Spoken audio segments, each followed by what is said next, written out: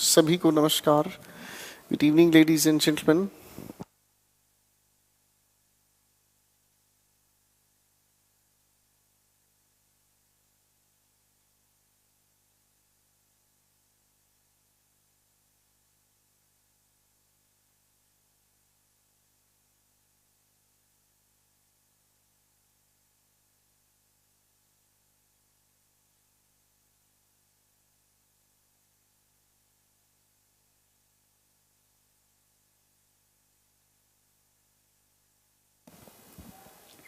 Good evening ladies and gentleman.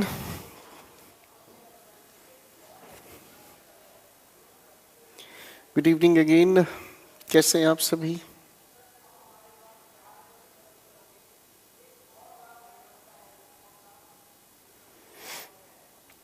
Good evening, good evening, good evening. कैसे हैं आप सभी? मस्त हो? चलिए चलिए, बहुत अच्छे इंसान है, बहुत बहुत बहुत अच्छे इंसान है।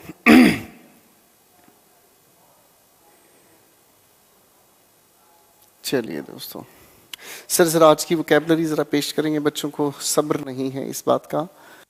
और दोस्तों जरा फोकस करते हैं प्यारे प्यारे शब्दों पर।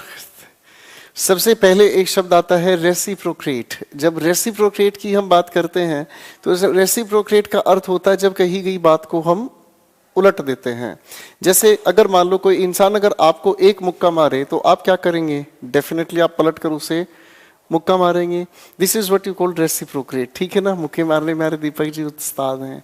Next one is xenophobia. जिन शब्दों के साथ जिन शब्दों के साथ हम लोग फोबिया शब्द लिखा हुआ देखते हैं वो सभी के सभी शब्द हमें बताने की कोशिश करते हैं फियर के बारे में। ठीक है जी?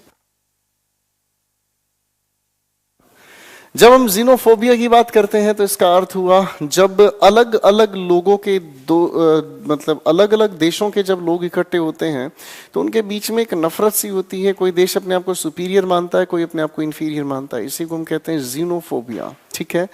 टेंजिबल। टेंजिबल बहुत इंपॉर्टेंट वर्ड है, परीक्षा में पूछा जाता है। टेंजिबल का अर्थ हुआ हम उन चीजों की बात करते हैं जिन्हें आप छू सकते हो। ठीक है? जिन्हें आप छू सकते हैं। छू लिया तूने, ये जो चीज लिखी है आपके सामने, इसे हम कहने की कोशिश करते हैं टेंजिबल। जो चीज आपके सामने सॉलिड है, जिसे आप छू सकते हैं। अगला शब्द आता है प्लेजराइज। मेरे साथ शब्दों को बोलने का प्रयास भी करें। इन्हें हम कहते हैं प्लेजराइज। ठीक है? प्लेजराइज की अगर हम बात करते हैं तो प्लेजराइज का अर्थ होता है जब आप किसी और की चीज को, मैं किसी और का हूं फिलहाल, जब आप किसी और की चीज को उसका नाम हटाकर अपना नाम रख दें और कह दें ये चीज मेरी है। प्लेजरिज्म इसी से बना है। और ये जो शब्द है बेसिकली यूज किया जाता है उनके लिए जो दूसरों की किताबों को चोरी करके अपने नाम से छाप देते हैं। नंबर 5 पर हमारा शब्द आता है प्लेंटिव। प्लेंटिव के अर्थ की अगर हम बात करें, प्लेंटिव की अगर हम बात करते हैं तो प्लेंटिव का अर्थ हुआ सोरोफुल, यानी कि बहुत दुख से भरी हुई कोई भी बात। चलिए अगली बात हम लेकर चलने की कोशिश करेंगे। और अगले 5 शब्द हैं जिसमें पहला शब्द आता है प्लेबियन। जब प्लेबियन की हम बात करते हैं तो प्लेबियन का अर्थ हमारे सामने हुआ जिसे हम कहते हैं वल्गर, इंसल्टिंग वर्ड, भद्दे शब्द, अपमानजनक शब्द। नंबर 7 पर आता है हमारे सामने एक शब्द ऑट। ऑट का मतलब हुआ एनीथिंग, कोई भी चीज, कोई भी बात जिसको हम लोग अपने जिक्र में ला सकते हैं। ठीक है? अगली बात हमारे सामने आती है ऑगर। बड़ा प्यारा शब्द है। ऑगर का अर्थ होता है फोरटेल। अब इसको थोड़ा सा समझने की कोशिश करें दोस्तों। जब हम इस फोर की बात हम करते हैं तो इसके अर्थ को अगर हम समझे तो अहेड, और अहेड को अगर हम हिंदी में लेकर चलते हैं तो इसका अर्थ हुआ पूर्व। पूर्व कहने की अगर हम बात करें तो जो आप कह रहे हैं उससे पहले ही जिक्र में लाना। तो जब आप फोर के साथ टेल को जोड़ने की कोशिश करते हैं तो इसका अर्थ हुआ पहले ही कह देने की कोशिश करना। ठीक है जी? अगली बात हम कहने की कोशिश करेंगे एवोकेशन। एवोकेशन का अर्थ होता है हॉबी, पास टाइम या फिर वोकेशन। जो आपका पसंदीदा काम है जो आपका पसंदीदा काम है, ठीक है जी, इसी को हम अगर कहने की कोशिश करें तो ये हुआ आपके सामने आपके सामने अगर हम इसकी बात करते हैं तो इसे हम कहते हैं दोस्तों आपकी मन पसंदीदा कोई भी एक एक्टिविटी। ठीक है, ठीक है जी। अगला शब्द हमारे सामने आता है प्लेथोरा। प्लेथोरा की अगर हम बात करते हैं तो प्लेथोरा का अर्थ होता है सुपर अबेंडेंस, यानी कि प्रचुर मात्रा में, भरपूर संख्या या भरपूर मात्रा में। अगली बात आपके सामने पेश हुई है जिसे हम कहते हैं पॉइग्नेंट। पॉइग्नेंट की अगर हम बात करते हैं तो दोस्तों पॉइग्नेंट का अर्थ हुआ पेनफुल। पेनफुल का अर्थ हुआ जिसे सुनकर, महसूस करते हुए हमें काफी दर्द महसूस हो, दुख महसूस हो, पॉइग्नेंट हम इसे कहते हैं। The next word is avow. Avow का अर्थ होता है जिसे आप खुलकर स्वीकारते हैं, जिसे आप खुलकर स्वीकार करते हैं, यानी कि जिसे आप अपने मन से सभी के सामने खुलकर अपना मानते हैं, उसी को आप कहते हैं अवोव। ठीक है जी। एक अगली बात हमारे सामने आ रही है जिसे हम कहते हैं दोस्तों पोल्ट्रून। काफी इंपॉर्टेंट वर्ड है। पोल्ट्रून हम कहते हैं उस इंसान को जो डरपोक है, कायर है। पोल्ट्रून शब्द उसी के लिए यूज होता है। अगला शब्द आया एलक्रिटी। एलक्रिटी की अगर हम बात करें तो इसको हम कहते हैं क्विकनेस, तकाजा, जल्दबाजी। अगला शब्द काफी इंपॉर्टेंट है एल फ्रेस्को। काफी इंपॉर्टेंट है ये शब्द, इसे हम लोगों ने लिखा हुआ देखा एल फ्रेस्को। जब एल फ्रेस्को की हम बात करते हैं तो प्यारे दोस्तों एल फ्रेस्को एक ऐसा शब्द हुआ, एल फ्रेस्को एक ऐसा शब्द हुआ, एल फ्रेस्को एक ऐसा शब्द हुआ, इसके नाम की ना कई सारी कोल्ड ड्रिंक्स वगैरह भी आती हैं। ये एक ब्रांड है बेसिकली। इसका मतलब जो चीज खुले वातावरण में बनी हो या जो चीज खुले वातावरण में पैक की गई हो या कोई चीज जो खुले वातावरण से संबंधित हो, उसी को हम एल फ्रेस्को कहते हैं। ठीक है।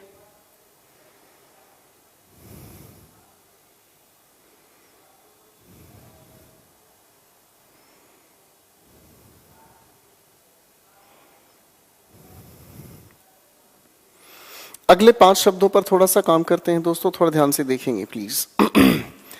कर्सरी। कर्सरी की अगर हम बात करते हैं तो इसे हम कहते हैं दोस्तों नोट थ्रू। देखो जब आप अपने एग्जाम से पहले अपने सारे नोट्स को रिवाइज करते हैं, आप अपने सारे के सारे नोट्स को रिवाइज करते हैं, तो उसी को हम कहने की कोशिश करते हैं कर्सरी। ठीक है जी। मतलब तकाजे में फटाफट आप देखकर बाहर हो जाते हैं, अपने नोट्स देखे और चल दिए। ठीक है ना जी। बेसिकली कर्सरी की अगर हम बात करते हैं तो कर्सरी शब्द हम लोग तैयार करते हैं कर्सर से। आप लोग कई सारे बच्चे हैं जो कंप्यूटर वगैरह पर काम करते हैं, तो कंप्यूटर के अंदर एक ब्लिंकिंग इस तरीके का हम लोगों को नजर आता है या ऐसा कुछ नजर आता है, इसी को हम कर्सर कहते हैं। ठीक है जी। अगला शब्द आता है हमारे सामने नंबर 17 पर, जिसे हम कहते हैं पोटेंटेट। पर फिर से बोलना बच्चों, पोटेंटेट। पोटेंटेट की अगर हम बात करते हैं तो इसका अर्थ हुआ मोनार्क। मोनार्क की अगर हम बात करते हैं तो वो इंसान जो अपना रूल चलाता है। ठीक है जी। The 18th word is called flout. Flout का अर्थ होता है to disobey a law. Flout का अर्थ होता है जब आप कानून की अवहेलना करते हैं। स्कूटी बाइक चलाते हैं आप लोग, हेलमेट लगाए बगैर चलाते हैं, सामने पुलिस वाला खड़ा रहता है पर हमें कोई फर्क नहीं होता है। ठीक है ना जी। हम चलते हैं अपने टशन में, यो यो हरनी सिंह। ठीक है, आप अपने अंदाज में चलते हैं। You flout the laws, to disobey a law. 19th word हमारे सामने आया जिसे हम कहते हैं फाइबल। क्या कहा बच्चों? फाइबल। फाइबल की अगर हम बात करें तो इसका अर्थ हुआ वीक पॉइंट्स। वीक पॉइंट्स की अगर हम बात करते हैं तो वीक पॉइंट्स का अर्थ हुआ जो चीज किसी की कमजोरी होती है। 20th वर्ड पर आ जाएं, इसे हम कहते हैं बच्चों फर्मेंट। फर्मेंट की अगर हम बात करें तो पॉलिटिकल या सोशल एक्साइटमेंट। महाराष्ट्र में बहुत कुछ हुआ, महाराष्ट्र में बहुत कुछ हुआ, आप लोग देख चुके हैं शायद। महाराष्ट्र में जो भी ये आंदोलन आंदोलन नहीं, इलेक्शंस के आधार पर जो भी की उठापटक हुई है, ये सभी के लिए एक फर्मेंट है। पॉलिटिकल या सोशल एक्साइटमेंट, किसकी सरकार बनेगी, कौन सरकार से बाहर होगा, एटसेट्रा। ठीक है जी। एक बार ध्यान से देख लीजिएगा, कई बच्चों को आदत अभी तक ठीक नहीं हुई है। भैया वोकैब की पीडीएफ आप लोगों की अभी अपलोड नहीं की है, तो आपके सवाल पूछना। मुझे इस बात का हमेशा दुख रहता है कि मैं आप लोगों को समझाने के लिए बोल रहा हूं, लेकिन आप लोगों को इतनी फुर्सत पता नहीं क्यों है कि आप लगातार कमेंट्स पर कमेंट्स लिखते जा रहे हैं और आप अपने आप को ही नहीं, मुझे भी डिस्टर्ब कर रहे हैं। इस तरीके से इस बैच में मैं कभी नहीं पढ़ाऊंगा, ये याद रखना भाई। अगर आप कमेंट्स करते रहेंगे तो फिर आपको दिक्कत होगी और बैच सारे बच्चों के लिए परेशानी खड़ी करेगा। मैं आपको कोई चीज समझाने की कोशिश कर रहा हूं, आप यहां पर कुछ का कुछ लिखते जा रहे हैं। सर ये क्या बदतमीजी हो रही है भाई, क्या चाहते हैं आप? अगर पीडीएफ अपलोड नहीं की, कुछ सोचकर अपलोड नहीं कराई गई, सारी चीजें अपलोड होंगी। किस बात की बेसब्री है यार, क्या हो रहा है? ये लगातार हो क्या रहा है? आप लोग पढ़ने वाले स्टूडेंट हैं, आप लोगों पढ़ने वाले स्टूडेंट हैं, लेकिन आप पढ़ने की कोशिश क्या कर रहे हैं यार? आप कमेंट पे कमेंट लगे पड़े हैं। मैं इतनी इंपॉर्टेंट चीजें आपको समझाने की कोशिश कर रहा हूं। This is not fair. ये एक कॉम्पिटिटिव लेवल के स्टूडेंट को बिल्कुल शोभा नहीं देता यार। आपके यहां कमेंट लिखने से क्या चीजें जल्दी हो जाएंगी? हमारे सिस्टम को हम जानते हैं, हमें कौन सी चीज कहां आप लोगों के लिए तैयार करके देनी है हम जानते हैं, ठीक है? और अगर आप लोगों के बस का नहीं है इन चीजों को समझना, आप हट जाएं यार, कोई बड़ी बात नहीं है। हमारे तरीके से चलोगे तभी तो हम सिलेक्शन की बात कर सकते हैं ना। आप तो अपने, मैं यहां समझा रहा हूं और मैं देख रहा हूं लगातार मूर्ख लोगों की हद ही नहीं खत्म हो रही है। लगातार कमेंट पे कमेंट, क्या हो रहा है यार? ये कोई तरीका होता है पढ़ने का? आप प्लीज पढ़ने पर ध्यान दें। जब मैं बोल रहा हूं तो प्लीज ध्यान से सुने। मैं आप ही के लिए बोल रहा हूं, आप ही के लिए यहां पर हूं, वरना क्लासेस कंटिन्यू नहीं हो पाती हैं और ये सिर्फ डैमेज है सभी के सभी स्टूडेंट्स के लिए। आगे से प्लीज आप ध्यान रखें, अपने हाथ को रोकें और ये जो कमेंटबाजी चल रही है, मैं फिर कह रहा हूं, इसे रोक दीजिए, वरना टीम आपके कोर्सेज को डीएक्टिवेट करना शुरू करेगी और आप लोगों को पढ़ने का ये मौका आप अपने हाथ से चूकेंगे। ये ध्यान रखना। ध्यान सिर्फ मेरे को सुनने पर।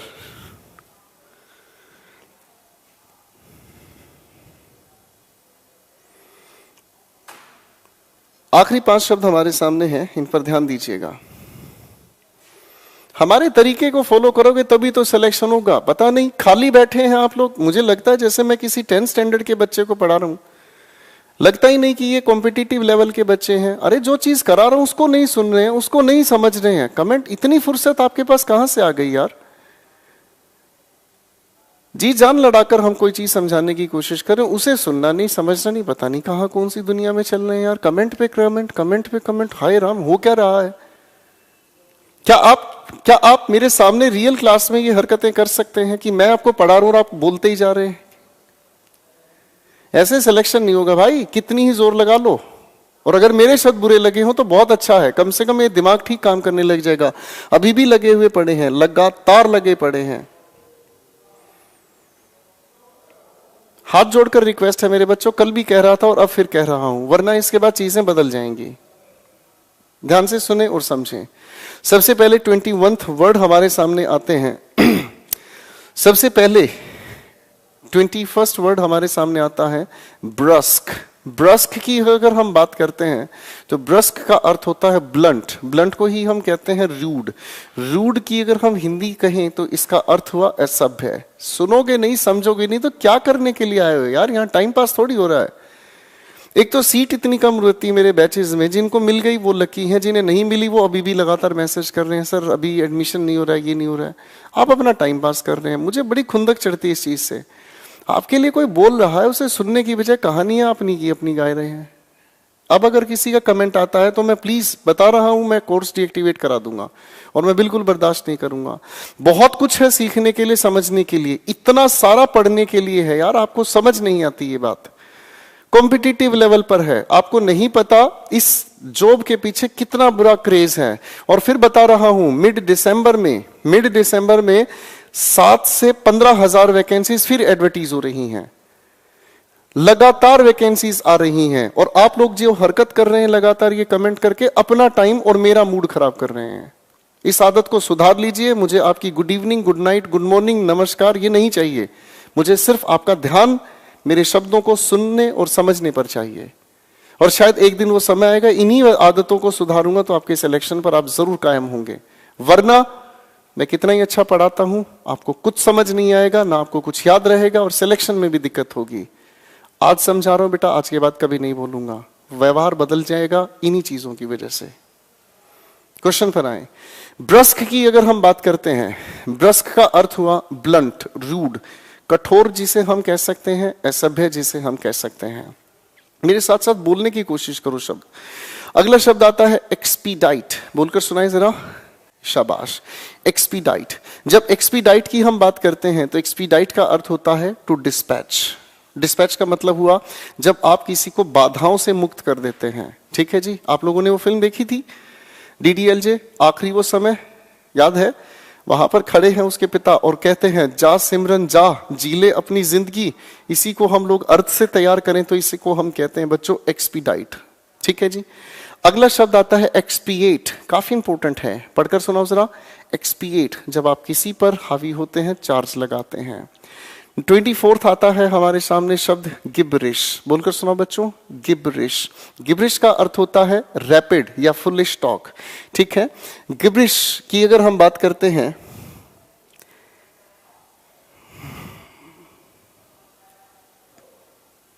गिबरिश का अर्थ होता है फुलिश टॉक, जो मैं अभी भी देख रहा हूं कुछ नहीं सुधरने वाले। सर इनके ना कोर्सेज डीएक्टिवेट कर दो, जो बच्चे यहाँ पर कमेंट कर रहे हैं इनके कोर्सेज डीएक्टिवेट कर दो, और उन बच्चों के लिए ओपन करो कोर्सेज जो बच्चे सीरियसली पढ़ना चाहते हैं। अब आप करें बच्चों, मैं अपना रास्ता अपनाता हूँ। गिबरिश का मतलब होता है रैपिड या फुलिश टॉक। मैं दूसरे तरीके से समझाता हूँ। कई बार ऐसा होता है ना, जब चार दोस्त इकट्ठे मिलते हैं तो वो अपनी दाएं बाएं की बातें शुरू कर देते हैं। ओए तूने देखा पिंकी आज क्या पहन के आई थी, भाभी है तेरी। इस तरीके की नॉनसेंस जब हम आपस में बात करना शुरू करते हैं, इन्हीं को हम कहते हैं गिबरिश। कई बार ऐसा होता है, हम किसी पार्टी में, किसी भी मीटिंग में, किसी सेमिनार में, क्लास में देखते हैं अक्सर अपनी अपनी बातों में हम मस्त रहते हैं, इसी को हम गिबरिश की कहते हैं। आगे लिखा है शिकनरी, वर्ड है हमारे सामने शिकनरी। शिकनरी की अगर हम बात करते हैं तो इसका अर्थ होता है जब हम किसी को धोखा देते हैं, या फिर जब हम किसी को ट्रिक लगाते हैं, या किसी को हम लोग बेवकूफ बनाने की कोशिश करते हैं। ठीक है जी, तो ये हमारे सामने शब्द हुए। इन शब्दों के आधार आगे लेकर चलने की कोशिश करें। ठीक है जी, चलिए भाई, अब थोड़ी सी बातों को हम लोग आगे लेकर चलने की कोशिश करते हैं।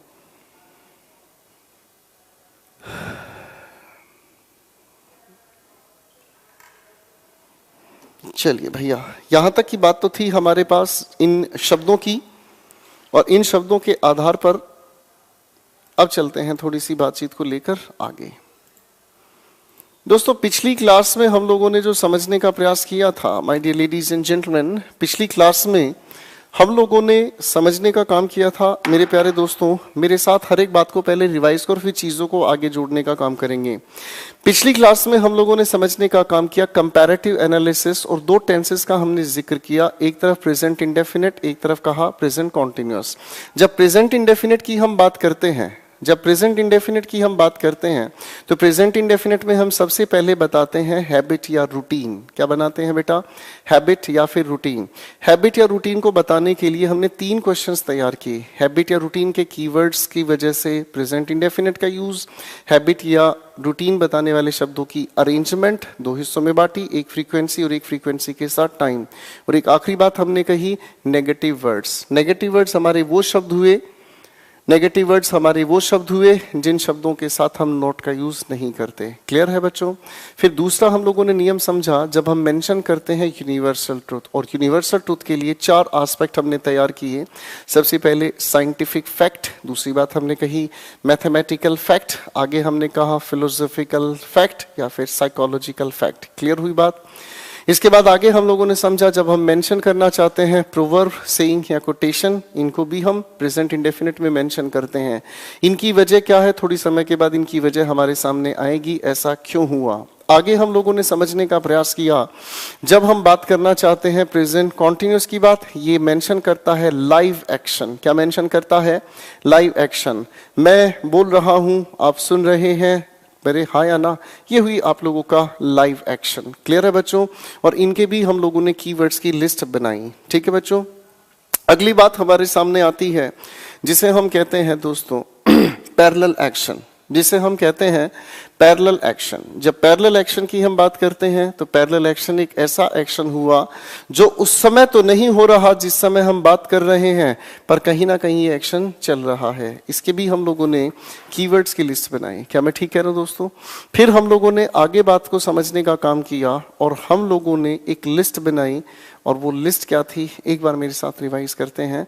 वो लिस्ट हमारे सामने आई कि कुछ ऐसी वर्ब्स हैं जिनका जनरली हम यूज करते हैं इंडेफिनिट टेंस में, कॉन्टिन्यूस में यूज नहीं करता। ऐसी 6 है वो वर्ब्स, मेरे साथ मिलकर बोलें। सबसे पहले sense, feeling, mental process, appearance, possession, और एक हमने कहा मिसलेनियस। क्लियर है? इन्हीं वर्ब्स के पास हमारी बातें रुक गई थी दोस्तों, और उसके बाद हम लोगों को इन्हीं वर्ब से रिलेटेड, चलिए काम करते हैं। पहले हम इन वर्ब्स की एक छोटी सी लिस्ट बनाते हैं, आप इनको जरा कैटेगराइज करना शुरू करेंगे।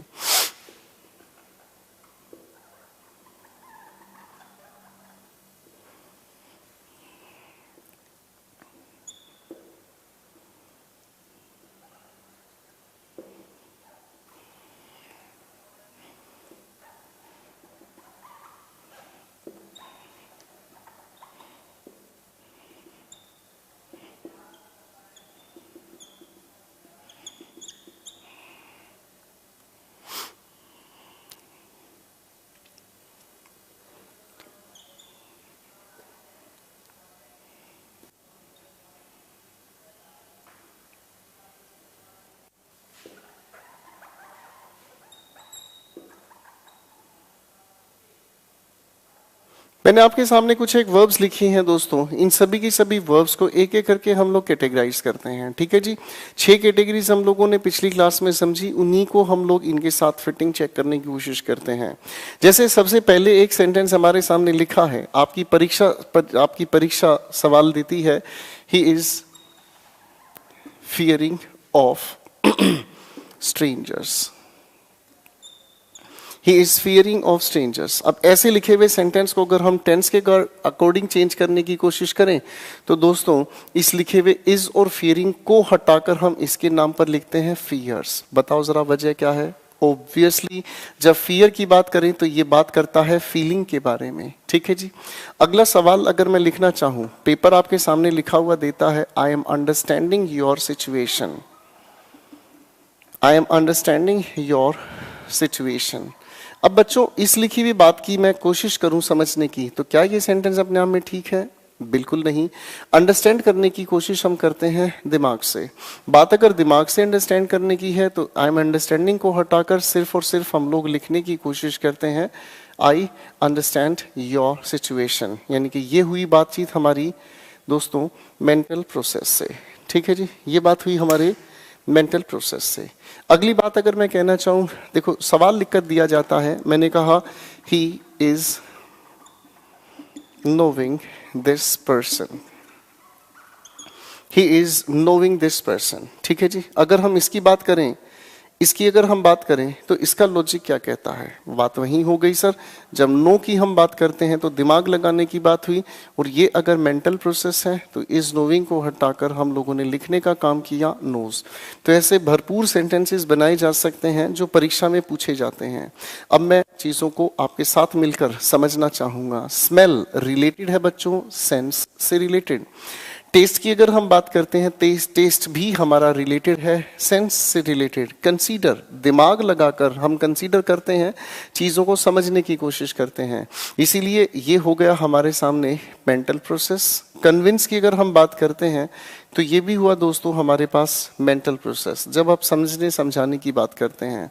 आपके पेपर में लिखा हुआ मिलता है this box is containing shoes. अब इस लिखे सेंटेंस की अगर हम बात करें तो बच्चों कंटेन पोजेशन की बात करता है, इसलिए यहां पर लिखा होना चाहिए कंटेनिंग नहीं कंटेन्स। ठीक है? अब अगर इसकी बात को हम देखने की कोशिश करें तो बच्चों कंटेन होने की बात होती है पोजेशन। कंसिस्ट भी कंटेन की तरह से ही बताता है पोजेशन के बारे में। एक अगला सवाल, अगर क्या आप किसी को कह सकते हैं I am wishing a new car? नहीं, I wish for a new car. Wish की अगर हम बात करें तो मेंटल प्रोसेस कह सकते हैं। क्या कोई कह सकता है इस सवाल को, क्या कोई कह सकता है इस सवाल को, he is wanting a car, he is wanting a car, क्या ये कहना सेंसिबल है? बिल्कुल नॉनसेंस हुआ। कहना सेंसिबल होगा, इसीलिए इज वांटिंग को अगर हम कहें तो ही वांट्स। बेसिकली ये जो बताने का काम करता है ये हुआ पोजेशन, अधिकार बताने की कोशिश करता है। एक अगला शब्द ये भी पोजेस, ये भी आपके पोजेशन की ही बात करता है। दो शब्द और बचते हैं हमारे सामने। अब देखो सवाल अगर मैं लिखने की कोशिश करूं, मैंने एक छोटा सा सवाल लिखा, he is resembling his father.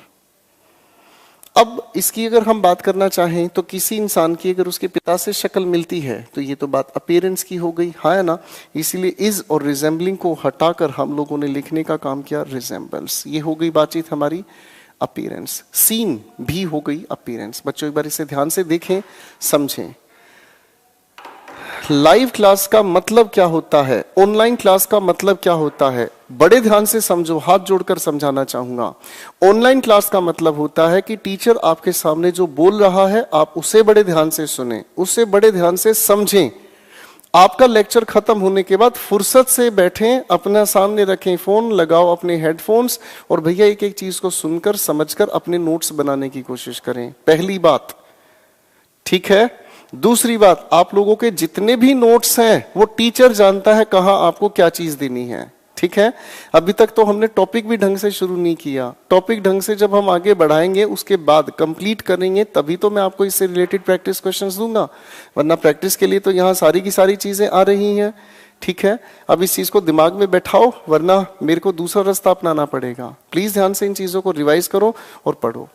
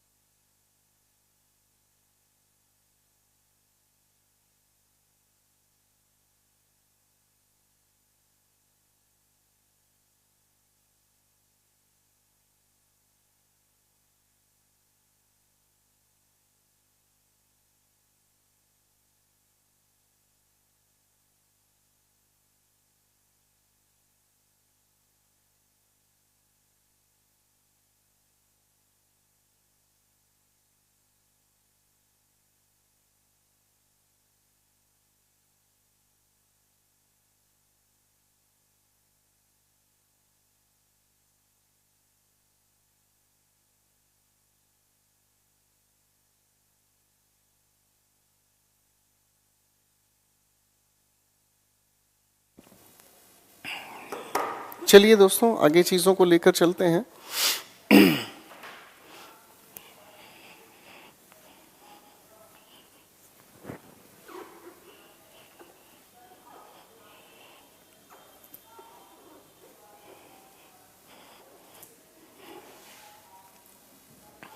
मैं आपके सामने कुछ एक सेंटेंसेस लिखूंगा और आपके सामने इन लिखे हुए सेंटेंसेस में अगर थोड़ा ध्यान से समझने का हम कोशिश करें तो इनके बीच कई बार हमको परेशानी मिलती है। कृपया ध्यान से इन चीजों को समझने की कोशिश करें।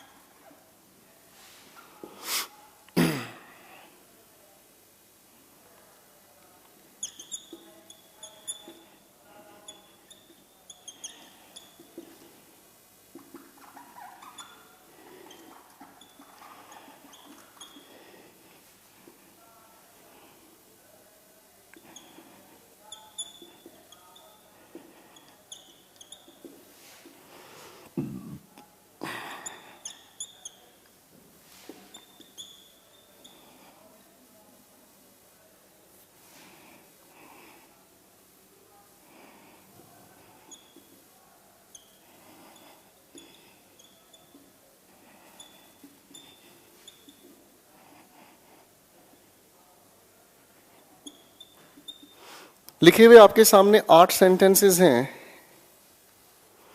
लिखे हुए इन सेंटेंसेस की अगर हम बात करें तो इन सभी के सभी सेंटेंसेस में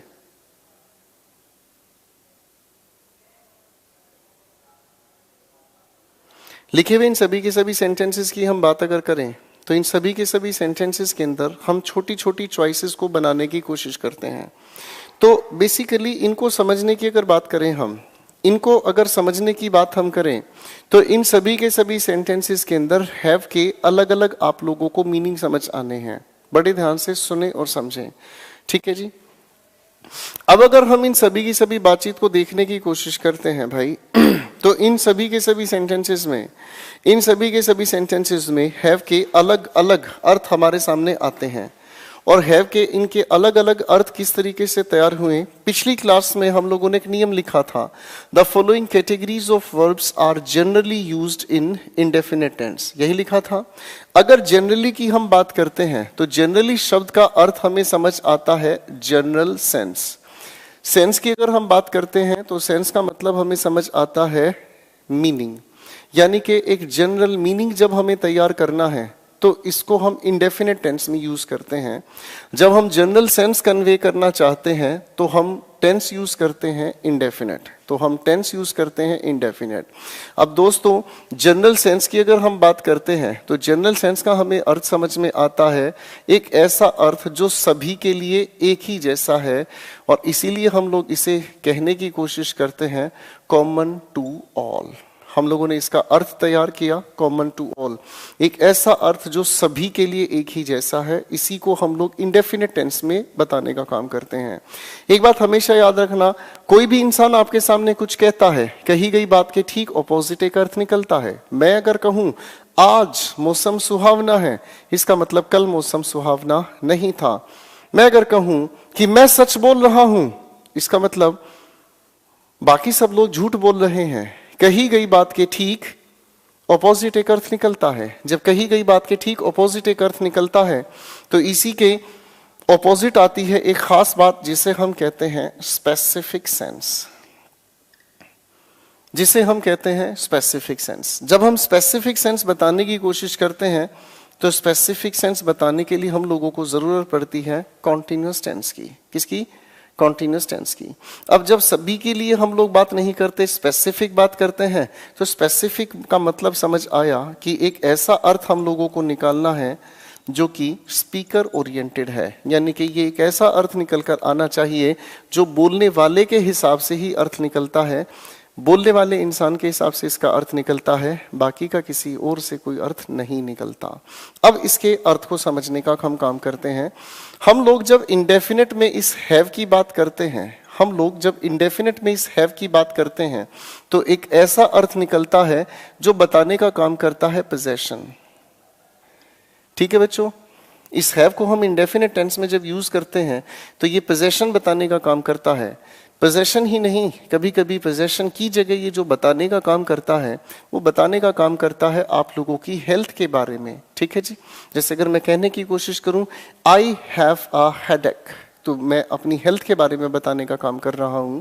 इसी हैव की अगर हम बात करते हैं तो ये रिलेशन भी बताने की कोशिश करते हैं। क्या बताने की कोशिश करते हैं? रिलेशन।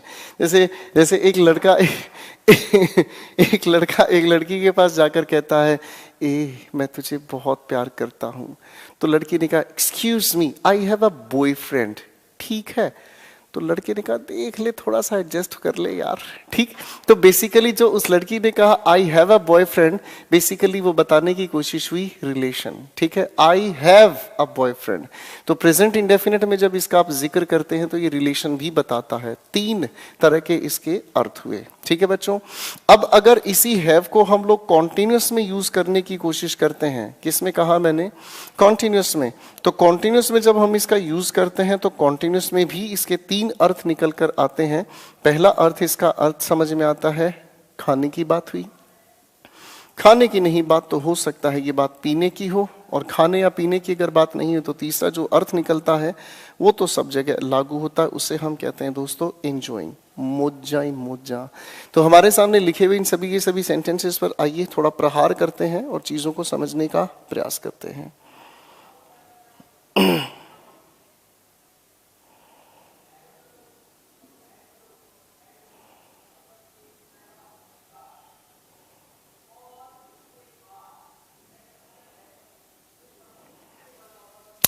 सबसे पहले सेंटेंस पर काम करते हैं, लिखा है we have are having an old house. बच्चों आप घर पर पोजेशन बताने का काम करोगे तो पोजेशन बताने के अगर हम काम करते हैं, इसीलिए हम लोगों ने इसके लिए यूज किया है प्रेजेंट इंडेफिनिट टेंस।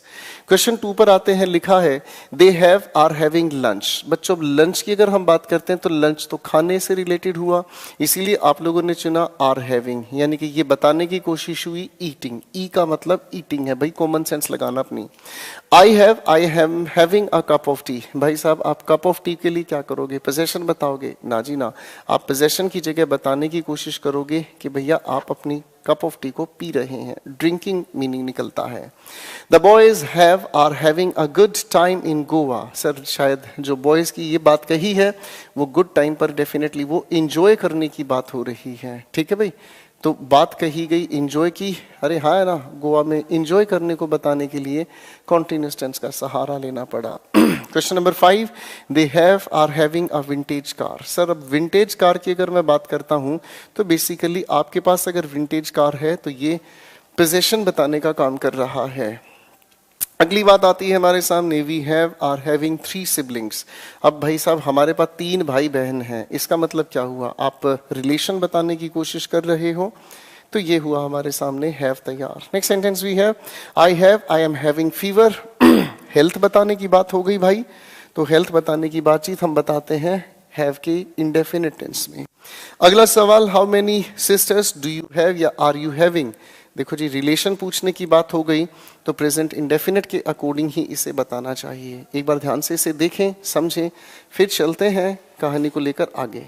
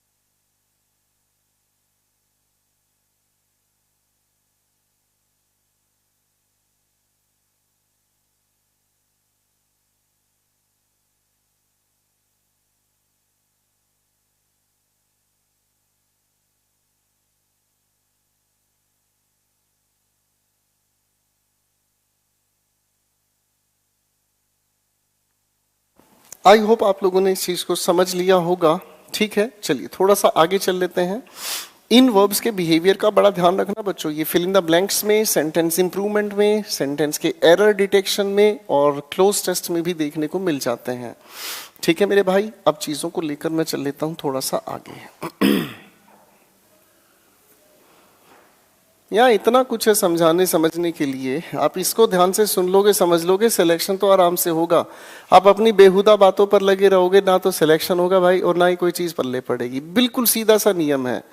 क्लास में आप जुड़ रहे हैं, बड़े शांति के साथ जुड़े, सब्र रखें, हर एक चीज का जिक्र होगा। पढ़ा मैं ये रहा हूं, एक भाई साहब का सवाल है सर क्लोज टेस्ट होगा। अरे यार कमाल कर रहे हो भाई साहब, तुम्हारी शादी हुई नहीं, किसी से जाके ये पूछ रहे हो मैं पापा बन जाऊंगा ना। अरे यार कमाल है, मूर्खों वाली बातें करते हो, समझ तो लो, जो समझा रहा हो वो समझ लो। क्लोज टेस्ट के टाइम पे क्लोज टेस्ट का जिक्र करेंगे, फिर लिख रहा हूं कुछ सवाल, दिमाग लगाएं, आनंद पाएं।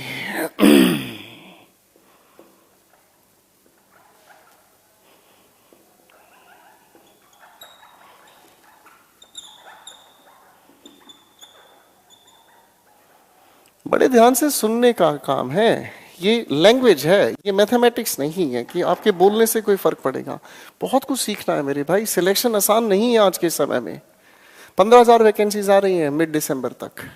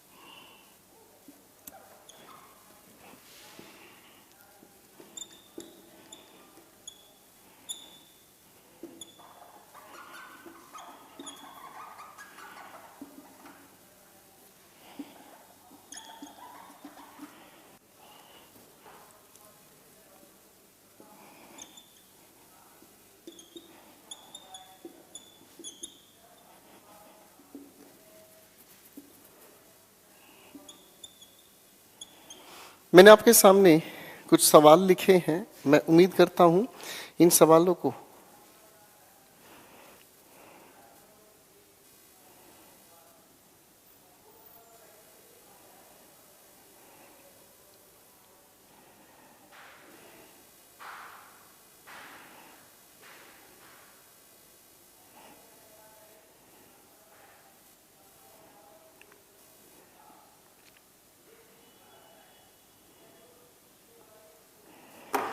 आइए दोस्तों, इन सभी के सभी शब्दों के व्यवहार को थोड़ा समझने की कोशिश करेंगे।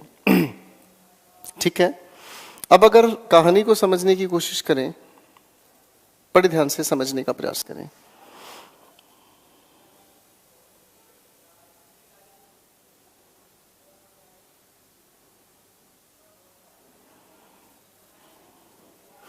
अगर हम इन चीजों को समझने का काम करें तो पहले इन तीन हिसाब किताब को थोड़ा सा देख लेते हैं। और सबसे पहली बात इस फील को लेकर हम लोगों ने कही, इस फील को लेकर हम लोगों ने कही इंडेफिनिट टेंस में, और इसी फील को लेकर अगर हम कॉन्टिन्यूअस टेंस में यूज करते हैं तो दोनों के व्यवहार में फर्क है। कैसे, ध्यान से समझते हैं। जब हम इस फील को इंडेफिनिट टेंस में मेंशन करने की कोशिश करेंगे तो ये जनरल सेंस तैयार करता है, जैसा आप फील कर रहे हैं वैसा ही बोलने वाला इंसान फील कर रहा है। इन दोनों के फील में कोई फर्क नहीं है, ठीक है ना जी। जैसा आप महसूस कर रहे हैं वैसा ही सभी लोग महसूस कर रहे हैं। लेकिन अगर आप इस फील को अगर किसी पर्टिकुलर इंसान के लिए यूज करते हैं तो वो इंसान बताने की, समझाने की कोशिश करता है अपनी हेल्थ के बारे में। क्वेश्चन नंबर 1 पर दिमाग लगाएं। कहता है सवाल, I am feeling cold in January. सोचो और बताओ, जनवरी के महीने में क्या सिर्फ मुझे सर्दी लगेगी या सभी को? आप कहोगे सर सभी को सर्दी लगनी है, तो इसीलिए हमने इसके लिए चुना I feel cold in January. Question 2 पर आते हैं। I am feeling cold, I must consult a doctor. तो इसका मतलब सर्दी सिर्फ मुझे लग रही है। अगर सर्दी सिर्फ मुझे लग रही है इसका मतलब मेरी शायद हेल्थ में गड़बड़ है। और हेल्थ की अगर हम बात करते हैं तो भैया कॉन्टिन्यूस बिहेवियर हम इसका लेकर चलते हैं। अगला सवाल, how do you feel, how are you feeling. सवाल बिल्कुल आसान है। अगर आप इसे इंडेफिनिट में यूज करते हैं तो ये जनरल सेंस हुआ, सभी लोग ऐसा ही फील कर रहे हैं, तो फिर आप पूछ क्यों रहे हो? जैसा आप महसूस कर रहे हैं वैसा ही अगर मैं महसूस कर रहा हूं तो फिर मैं आपसे ये पूछूंगा क्यों, how do you feel. Nonsense है। इसका मतलब मैं आपकी हेल्थ जानने का प्रयास करूंगा, इसीलिए मुझे कहना होगा हाउ आर यू फीलिंग। परीक्षा ने पूछा है फिलिप्स में। अगला सवाल हमारे सामने स्मेल को लेकर तैयार हुआ। चलो भाई अब इसको लेकर थोड़ा सा प्रयास कर लेते हैं समझने का। इसे इंडेफिनिट में और कॉन्टिन्यूअस में दोनों तरीके से यूज कर लेते हैं, खेल समझ आएगा। देखो भाई, स्मेल करने का जो खेल है वो बड़ा प्यारा है। स्मेल को अगर हम समझें तो दो व्यवहार इसके निकल कर आते हैं, और दो व्यवहार कैसे हैं वो थोड़ा ध्यान से समझना। एक स्मेल हुआ जो अच्छा हमें महसूस कराता है। जैसे मैं दूसरे तरीके से समझाऊं, आपके सामने कोई इंसान आ रहा है, आपके सामने कोई इंसान आ रहा है और उसने बहुत अच्छा डिओड्रेंट लगाया है, और वो जैसे जैसे आपके पास आ रहा है, बदन पे सितारे लपेटे हुए आजा, तो आपको बड़ा अच्छा महसूस होता है, हाँ या ना। इसी स्मेल की अगर हम बात करें तो इसी स्मेल की पॉजिटिव सेंस बताने का काम करता है हमारा इंडेफिनिट टेंस। ठीक है जी, यानी कि जब अच्छी सेंस आप कन्वे करना चाहते हैं। लेकिन अगर स्मेल की नेगेटिव सेंस आप कन्वे करना चाहते हैं तो ये आपकी बात आती है कॉन्टिन्यूअस टेंस में। ठीक है ना जी, अरे हाँ ना। अब इसकी अगर मैं बातचीत को समझने समझाने का प्रयास करूं तो बेटा ध्यान से देखना बेटा। इसको लिखा है रोज स्मेल्स इज स्मेलिंग स्वीट, यहां पर इसका आंसर छिपा हुआ है। अगर स्वीट की बात है तो हर किसी को अच्छा लगता है भाई, इसीलिए हमने कहा स्मेल्स। क्वेश्चन 2 पर काम करते हैं। The dish smells is smelling bad, यहां लिखी है कोई खास बात, ध्यान से देखो, बैड। अगर बैड लिखा है तो कॉन्टिन्यूअस सेंस में बात हुई। अगली बात आती है the perfume smells is smelling amazing, amazing होने का मतलब हुआ अच्छा। ठीक है जी, इसलिए हम लोगों ने इसको मेंशन किया इंडेफिनिट टेंस में। एक अगला सवाल, अब ध्यान से देखने की कोशिश करना। सर रोज एक नॉन लिविंग डूअर है जो ये काम नहीं कर सकता। डिश नॉन लिविंग डूअर है, डिश स्मेल नहीं कर सकती, परफ्यूम स्मेल नहीं कर सकता। अगर हम ध्यान से देखें तो ये हमारे सामने हुआ नॉन लिविंग डूअर। क्या लिखा मैंने? Non living doer. इसकी अगर मैं बात करता हूं तो ये भी है नॉन लिविंग डूअर, ठीक है भाई। NLD का मतलब नॉन लिविंग डूअर, निर्जीव हम कहते हैं। लेकिन अगर इसकी हम बात करते हैं तो यहां क्या लिखा है, राखी, ये बेसिकली एक लिविंग डूअर है। अरे हाँ ना। अब अगर इसकी हम बात करते हैं तो जब लिविंग डूअर की हम बात करते हैं तो दोस्तों लिविंग डूअर के लिए हम लोगों ने स्मेल का कॉन्टिन्यूस या इंडेफिनेट दोनों ही फॉर्म हम इसके साथ यूज कर सकते हैं। इसमें कोई भी गलत नहीं है। लिविंग बीइंग दोनों तरीके से एक्शन कर सकता है। तो स्मेल्स भी करेक्ट है और स्मेलिंग भी करेक्ट है, इसमें कोई एक आंसर नहीं, दोनों अपने आप में ठीक है। कृपया एक बार ध्यान से देखें, फिर उसके बाद आगे लेके चलने चाहेंगे प्लीज।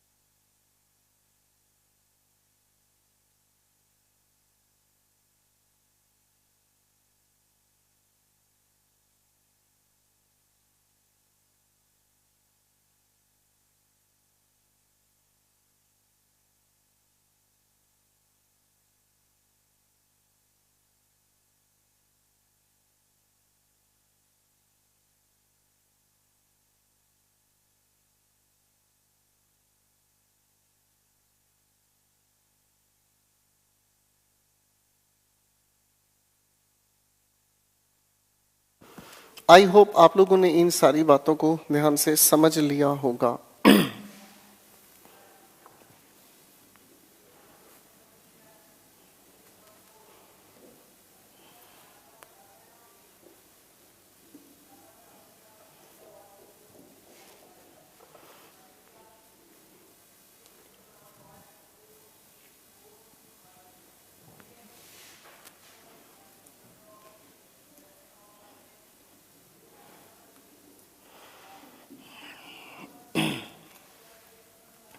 चलिए, ये तो हो गई हमारी बातचीत एक और। अब थोड़ा आगे चल लेते हैं। देखो दोस्तों, हमारे पास कई सारी वर्ब्स होती हैं, उनको थोड़ा सा समझने की कोशिश कर लेते हैं। जैसे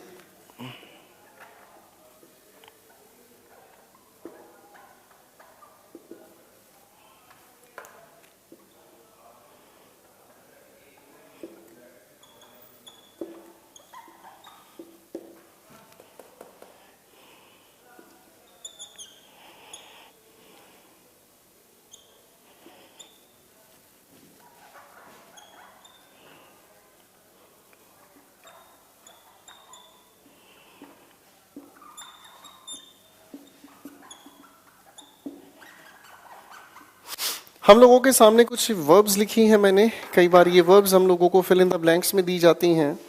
कई बार ये वर्ब्स हम लोगों को फिल इन द ब्लैंक्स में दी जाती हैं। जब फिल इन द ब्लैंक्स में दी जाती हैं ये वर्ब्स, तो इनका खास लॉजिक है।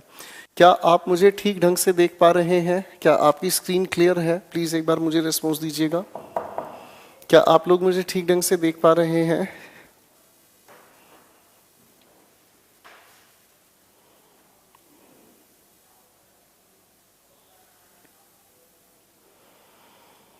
तो आप लोग मुझे अगर ठीक ढंग से देख पा रहे हैं तो इट इज़ गुड। अगर आप ठीक ढंग से नहीं देख पा रहे हैं तो आप लोगों के इंटरनेट कनेक्शन में कोई प्रॉब्लम है, आपके फ़ोन में कोई प्रॉब्लम है, क्योंकि हमारी तरफ से टेक्निकल टीम बड़े ध्यान से देख रही होती है और इन चीज़ों पर कोई भी हमारी तरफ से प्रॉब्लम नहीं है।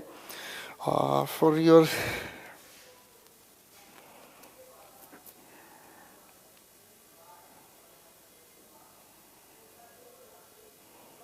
Late me check it please.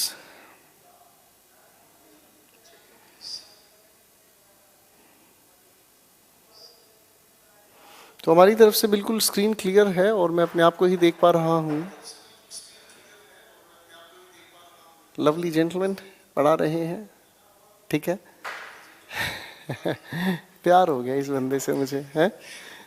चलिए आइए चलते हैं थोड़ा सा आगे। अब आगे चलते हैं। हमारे सामने ये वर्ब्स हैं। इन वर्ब्स को अगर हम देखने की कोशिश करते हैं तो ये जो वर्ब्स हैं बेसिकली इन वर्ब्स को हम लोग अलग अलग तरीके से यूज करते हैं। फिलिप्स में पूछी जाती हैं verbs. Pay attention ladies and gentleman. जब हम सी की बात करते हैं तो आंखें तो भगवान ने हमें दी हैं, हाँ या ना। जब आंखें हमें दी हैं तो कुछ ना कुछ तो दिखाई देगा ही। इसीलिए ये जब बताता है तो ये कि जनरल एक्ट है देखने का काम। आंखें खुलते ही कुछ ना कुछ तो दिखाई देगा ही, हाँ या ना। जब इस लुक की हम बात करते हैं तो आप किसी चीज को देखते हैं और साथ साथ इस बात को समझने का भी प्रयास करते हैं। आप इसे देखते हैं और साथ साथ समझने का भी प्रयास करते हैं। वॉच की अगर हम बात करते हैं तो जब किसी चीज को आप देखते हैं और साथ साथ इसे समझने की कोशिश भी करते हैं। सवाल उठता है इन दोनों शब्दों में क्या फर्क है। आप किसी इंसान को क्या कहोगे? मैं आपको क्या कहूं, लुक एट मी या वॉच मी? मैं अगर आपके सामने डांस कर रहा हूं तो क्या कहोगे, look at the dance steps या वॉच द डांस स्टेप्स? यही फर्क फिलिप्स में पूछा जाता है। जब हम इस लुक की बात करते हैं तो ये जिन चीजों के लिए यूज हुआ वो स्टैटिक है। स्टैटिक का मतलब क्या हुआ, जो स्थिर है, उन चीजों के लिए यूज होता है। Look at me, look at the word, static है, स्थित है। अगर वॉच की हम बात करते हैं तो इसका हम लोग जिक्र लाते हैं मोशन, यानी कि जिसके अंदर मूवमेंट है, जिसके अंदर मूवमेंट है या मोशन है, ठीक है जी। अगली बात अगर हम कहें तो लिखा है हमारे सामने स्टेयर। स्टेयर की अगर हम बात करते हैं तो इसका अर्थ निकलता है कांस्टेंट लुक। हिंदी में भी आप लोग इस शब्द को जानते हैं, जिसे हम कहते हैं ताकते रहते तुझको सांझ सवेरे, स्टेयर कहलाता है। अगर हम इसको थोड़ा आगे चेंज करने की कोशिश करते हैं तो ग्लेयर, इसी को हम कहते हैं एंगर लुक। जब कोई इंसान आपकी तरफ गुस्से से देखने की कोशिश करता है उसी को हम कहते हैं ग्लेयर, ठीक है जी। कई बार ऐसा होता है कि आप छत पे बैठे हैं, आसमान को देख रहे हैं, याद आपको कुछ और आ रहा है, हाँ या ना। कभी होता है ऐसा कि आप देख रहे हैं आसमान में, छत की तरफ देख रहे हैं और छत आसमान कहीं भी देख रहे हैं, आपको ख्याल कहीं और है, दिल कहीं, होश कहीं होता है। इसी को हम कहते हैं गेज। गेज की अगर हम बात करें तो इसे हम कहते हैं ब्लैंक लुक। मतलब आपका ध्यान कहीं होता है लेकिन होश वहां नहीं होता। कई बार होता है आप पेपर में जब कोई क्वेश्चन अटेम्प्ट कर रहे होते हैं तो क्वेश्चन अटेम्प्ट करते वक्त आपको कई बार आंसर स्ट्राइक नहीं करता, आप छत पर आंसर को ढूंढते हो। छोड़ो, होता है, इट इज कॉल्ड गेजिंग, ठीक है जी। पीप का अर्थ होता है to look through an opening. कहीं दरार है, कहीं कोई दरवाजा खुला हुआ है, आप उसमें से झांकने की कोशिश करते हैं। अरे हाँ है ना, किसी का दरवाजा थोड़ा सा खुला हुआ है, आप उसमें से झांकने की कोशिश करते, oh my god what a scene, lovely baby. Notice की अगर हम बात करते हैं तो नोटिस का मतलब समझ में आता है जब हम किसी चीज को देखने की कोशिश तो करते हैं लेकिन हमारा टोटल अटेंशन उस पर हो, ठीक है जी। लुक विद टोटल अटेंशन, जब आप किसी चीज को देख रहे हैं तो आपका पूरा ध्यान उस पर हो। आप कभी अब देखो शादियों के सीजन चल रहे हैं, आप अपने दोस्त की शादी में गए, ठीक है, 2 दिन बाद वो दोस्त आपको मिलता है, वो कहता है यार तू शादी में नहीं आया। आप कहते हैं यार मैं तो आया था। सामने वाला पलट कर एक ही जवाब देता है, मैंने नोटिस नहीं किया। नोटिस का मतलब क्या हुआ? पूरे ध्यान से देखना। आपके स्कूल में नोटिस बोर्ड होता था, किस लिए? कि अगर आप इसे देखें तो प्लीज बड़े ध्यान से देखें। इसलिए बार बार कहता हूं, क्लास के अंदर अगर आप ध्यान से समझना चाहो तो प्लीज नोटिस करो हर एक चीज को। कल एक मूर्खानंद है आपके बैच में, कल इन सवालों को उठा रहा था, सर ये भी तो है, वो भी तो है। अरे भाई, तुम्हारे पूछने की कोई भी जरूरत नहीं है, मैं खुद सारी चीजें बताऊंगा। शांत, धैर्य, पेशेंस बनाए रखें। हर एक चीज में अपनी जगह पर, हर एक चीज बताऊंगा। आपके कुछ पूछने से पहले नहीं, आपके पूछने की जरूरत भी नहीं। सुनो, समझो, आनंद लो इस चीज को सुनने का। अगली बात आती है बिहोल्ड। बिहोल्ड की अगर हम बात करते हैं तो जब हम डिस्टेंट, यानी कि जब किसी दूर की चीज को देखने की कोशिश करते हैं, आसमान में कोई पक्षी उड़ रहा है, आप जब उसे देखते हो तो क्या कहोगे? Look at the bird? नहीं, आप कहोगे बिहोल्ड द बर्ड। आपका कोई दोस्त चला आ रहा है, आप उसके चलते आते हुए दोस्त को सीधा देखते ही कहोगे बिहोल्ड रोहित इज कमिंग। कोई दूर है, उसको आप जब देखने की कोशिश करते हैं तो बिहोल्ड यूज हुआ। पोंडर का मतलब होता है जब आप to look into a book, या फिर अगर हम कहें तो सिचुएशन। कई बार होता क्या है कि आपका दोस्त आपके सामने अपनी स्थिति बताता है, आप आपके सामने अपनी सिचुएशन बताता है। आप उस इंसान की सिचुएशन को ध्यान से सुनकर, क्या करते हो? आप उसकी सिचुएशन को ध्यान से समझने की कोशिश करते हो। अरे हाँ, है ना? आपका दोस्त कोई भी किताब पढ़ता है, तो किताब पढ़ते वक्त वो दिमाग के अंदर उस सिचुएशन को बड़े ध्यान से सोचता है। इनफैक्ट वो सिचुएशन को देखने की कोशिश करता है, ये क्या हुआ। इसी को हम कहते हैं पोंडर। ठीक है जी। अब अगले शब्दों पर आ जाओ। देखो बच्चों, लिखा है हियर। हियर की अगर हम बात करें तो इसे हम कहते हैं जनरल एक्ट। भगवान ने कान दिए हैं, कुछ ना कुछ तो सुनाई देगा ही यार। अरे हाँ ना, इसे हम हियर कहते हैं। लिसन की अगर हम बात करते हैं तो जब आप किसी चीज को सुनते हैं और आपकी अटेंशन उस चीज पर है। ठीक है जी। अब एक बात बताओ सर, आप गाने सुनते हो, हियर कहोगे या लिसन कहोगे? जनरली आप लिसन ही कहोगे। गाने बड़े ध्यान से सुनते हैं। मैं किसी और का हूं फिलहाल, तेरा हो जाऊं। लिसन, ध्यान से सुनना। हियर का मतलब क्या हुआ? कान खुले, सुन लिया। हार्क की अगर हम बात करते हैं तो ये डिस्टेंट हुआ। कोई इंसान बड़े दूर से आप लोगों को आवाज लगाने की कोशिश करते हैं, ओ सुरेश, तो आपने जो सुना हार्क। एक बार इनको ध्यान से देखें, फिर आगे चलते हैं। कुल मिलाकर कायदा ये कहता है, जहां पर एक से ज्यादा कैटेगरीज जुड़ गई हैं, सी के साथ अंडरस्टैंड, मेंटल प्रोसेस, इनको आप कॉन्टिन्यूअस टेंसेस में यूज कर लेते हैं। क्लियर है? इनको आप कॉन्टिन्यूअस टेंसेस में यूज कर लेते हैं। फटाफट से देखें, फिर आगे चलते हैं।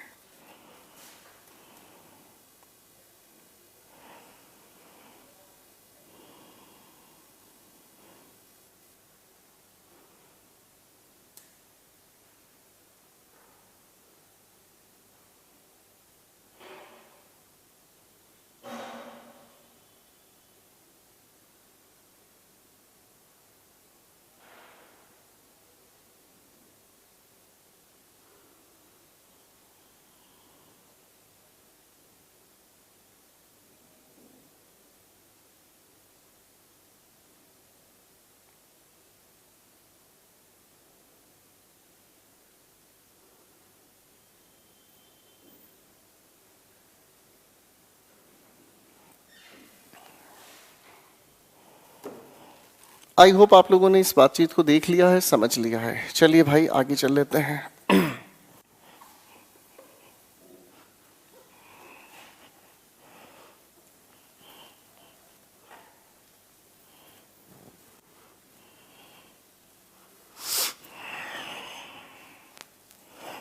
चलिए बातों को थोड़ा सा आगे लेकर चल लेते हैं।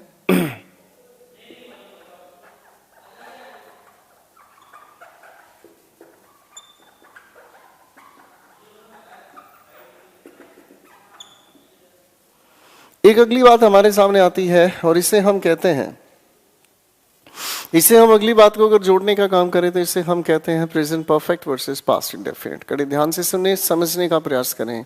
प्रेजेंट परफेक्ट को समझने से पहले हम लोग परफेक्ट को याद करते हैं। परफेक्ट को लेकर 3 शब्दों से हम मिले थे। एक हमने कहा कंप्लीट। क्या कहा? कंप्लीट। दूसरे शब्द का हमने मीनिंग तैयार किया, इफेक्ट कैन बी सीन और फेल्ट। और तीसरा अर्थ हमने तैयार किया, शाबाश, नो स्कोप ऑफ इंप्रूवमेंट। याद है, एक टाइमलाइन ड्रॉ की थी, कहानी को कुछ जोड़ा था, समझा था। तो प्रेजेंट परफेक्ट की जब हम बात करते हैं ना दोस्तों, तो ये बताने की कोशिश करता है रिसेंटली कंप्लीटेड एक्शन, एक ऐसा एक्शन जो अभी अभी हुआ है। और जो एक्शन अभी अभी हुआ है, उस अभी अभी हुए एक्शन को बताने के लिए हमें जरूरत पड़ती है कीवर्ड्स की। कृपया ध्यान दीजिएगा, हमें जरूरत पड़ती है कीवर्ड्स की। अब ऐसे कीवर्ड्स की अगर हम बात करते हैं तो कीवर्ड्स में आता है सो फार। इन सभी के सभी कीवर्ड्स की अगर हम बात करते हैं तो इन सभी के सभी कीवर्ड्स के लिए हम यूज करते हैं क्या चीज, अभी अभी, हाल ही में। यही अर्थ होते हैं इनके। सो फार, up till now, by now, by this time। अगर हम कहने की कोशिश करें yet, yet का और एक अगला जो अर्थ मैं लिख रहा हूं as yet, दोनों का अर्थ एक ही होता है, ऑलरेडी। जस्ट अगर हम कहने की कोशिश करें रिसेंटली, इसी का सिनोनिम होता है लेटली। ठीक है जी, मैं कुछ एक सवाल लिख रहा हूं आपके सामने, फिर कहानी समझ आती है।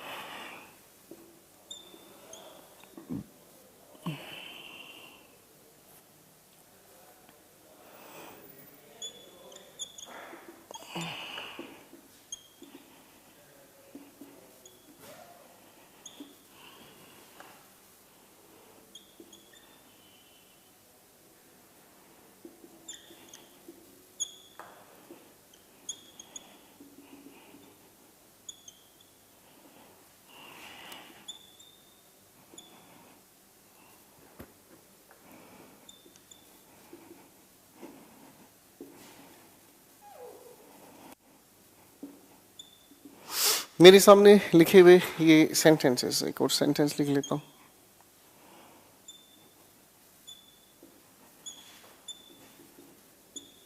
मेरे सामने लिखे हुए इन सेंटेंसेस पर बड़े ध्यान से दोस्तों दिमाग लगाएं, फिर आगे कहानी को लेकर चलेंगे।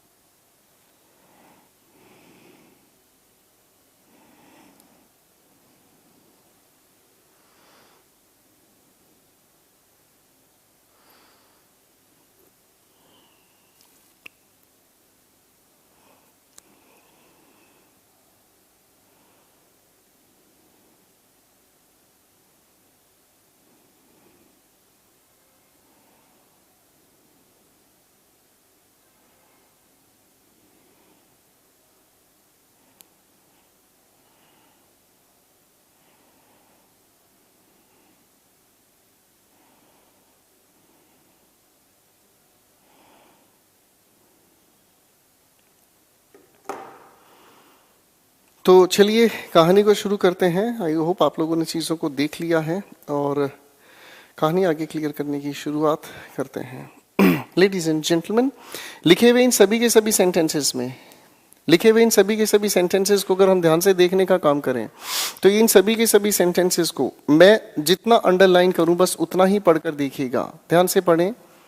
तो हमें इसे देखकर ये समझ नहीं आया कि राहुल ने पार्टी कब अटेंड की। अरे भाई हाँ है ना, ये पता ही नहीं चल रहा कि राहुल ने पार्टी कब अटेंड की।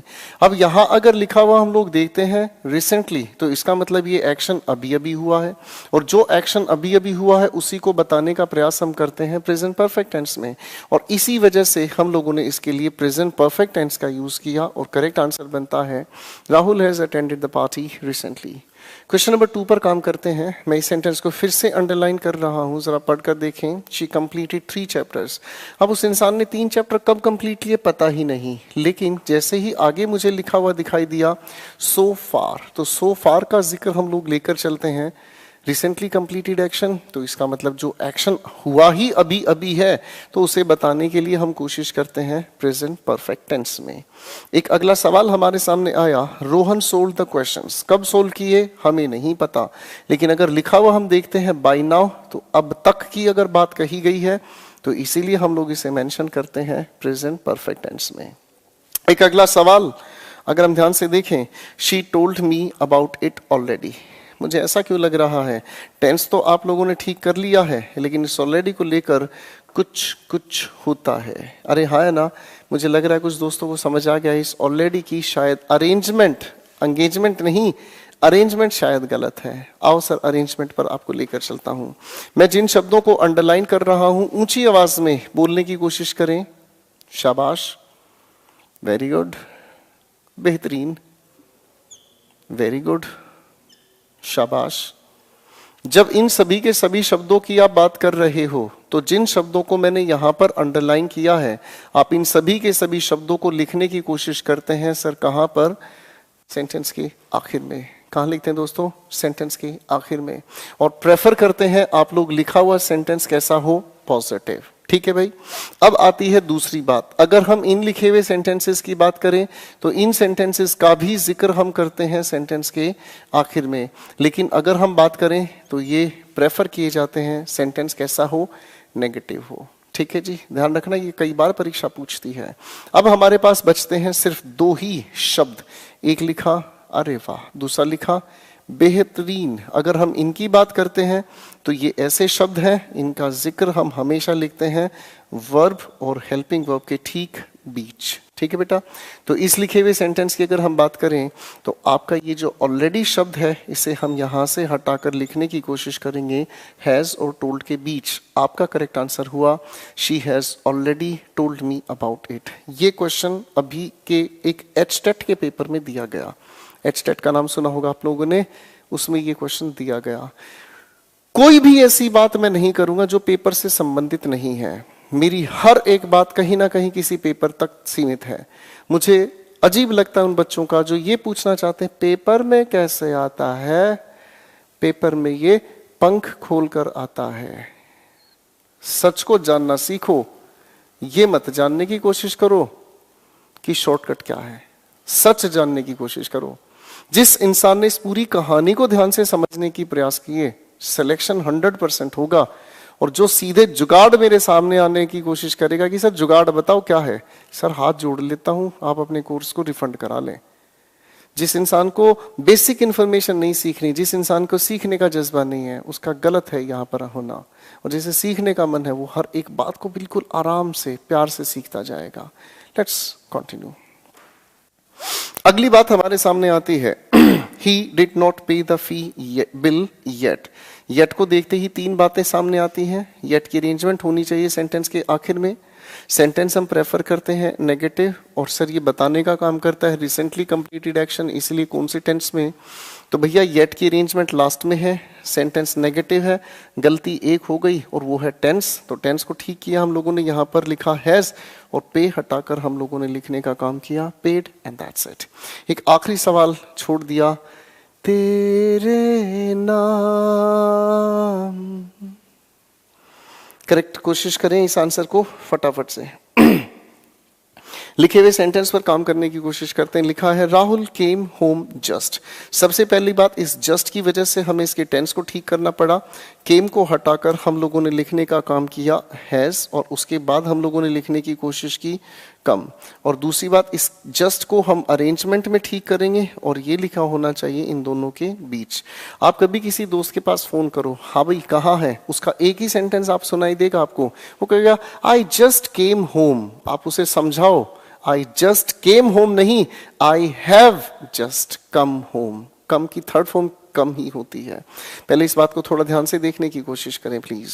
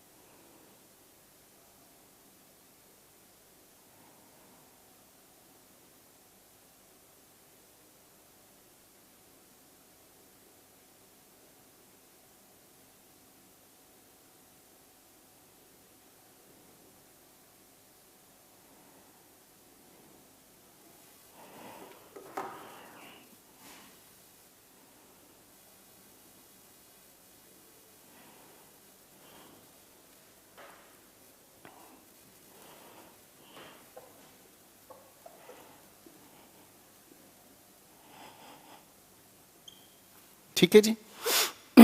तो ये बात हो गई हमारे सामने लिखी हुई क्लियर, ठीक है बेटा। तो अब मैं सोच रहा हूं चीजों को लेकर चल लेते हैं थोड़ा सा आगे।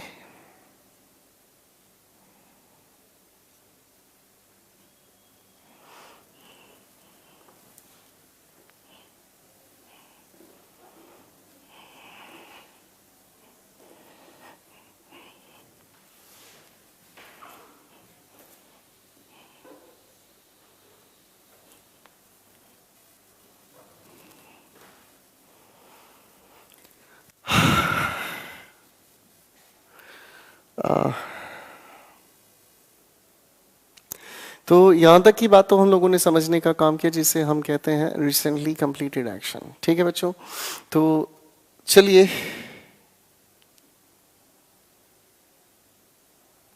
अब आप लोग अपने कमेंट्स कीजिए। चलिए आज आप लोगों से बात करके देखते हैं, समय है अभी हमारे पास 5-7 मिनट का। चलिए भाई फटाफट से आप लोग अपने कमेंट्स पर आ जाए, मुझे बताएं आप लोगों के अंदर क्या है सवाल। आज हम लोग एक दूसरे को समझने का काम करेंगे।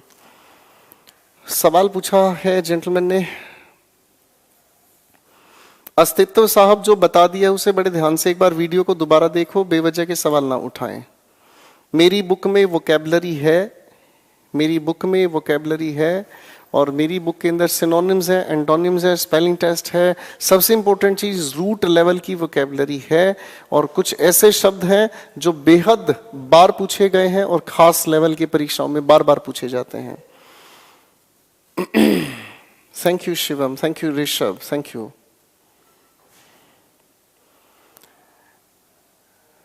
शरद पूछ रहे हैं हम अंडरस्टैंड में एस क्यों यूज नहीं करते, सिंगुलर सब्जेक्ट लगाओ एस यूज करो, किसने रोका भाई तुम्हें? ये सवाल थोड़ी है कोई। दिल्ली में पोल्यूशन कितना है? निशा मुक्का मारूंगा आपका पोल्यूशन ठीक हो जाएगा, ये सवाल पूछने का है यार, तुम काम की बात करो भाई।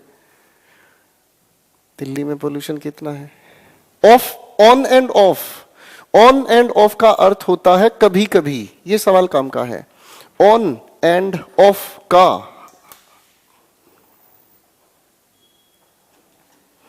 अर्थ होता है कभी कभी। मेरे दिल में सवाल आता है।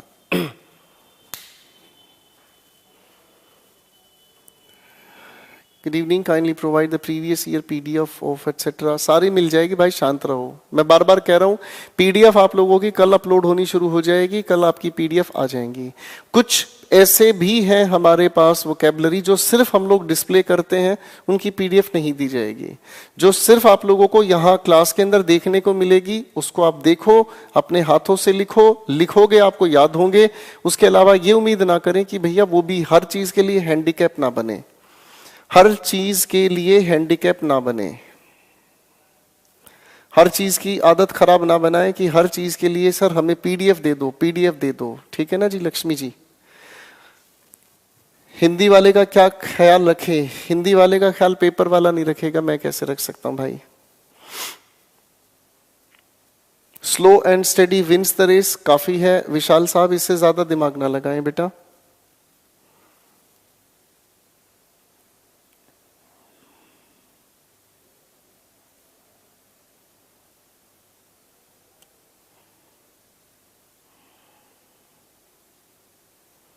पुरुषोत्तम हम नाउन पढ़ा रहे हैं, आप नाउन का सवाल पूछ रहे हैं।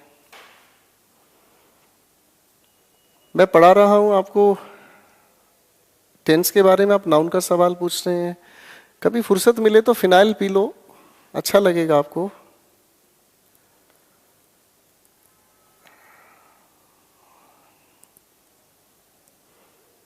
मैरिज एनिवर्सरी सुपरफ्लॉस नहीं है, बिल्कुल ठीक है।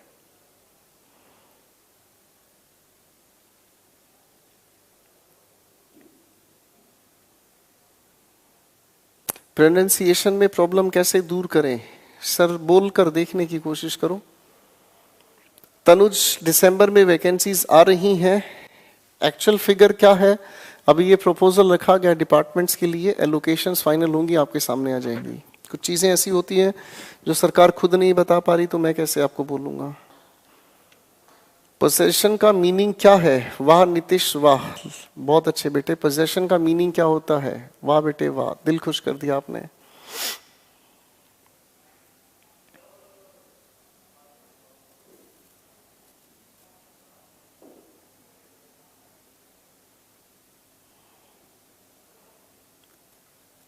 यार तुम कैसे इंसान हो मोनिका, ये पूछो टेंस के बाद क्या पढ़ाओगे, ये चीज पढ़ ली तुमने, टेंस खत्म हो गया।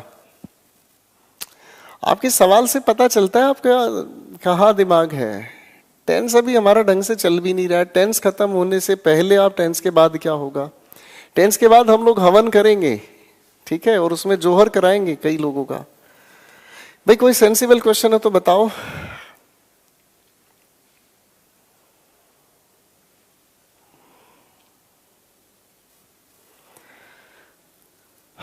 चलिए, मुझे लगता है कोई सेंसिबल क्वेश्चन नहीं है आप लोगों के पास। यहां तक की बात को अच्छे से रिवाइज करें, क्योंकि यहीं से मैं कल कहानी को आगे लेकर चलूंगा। आज के लिए इतना ही। Good night, love you all, take care. एक ओंकार। Good night ladies and gentleman.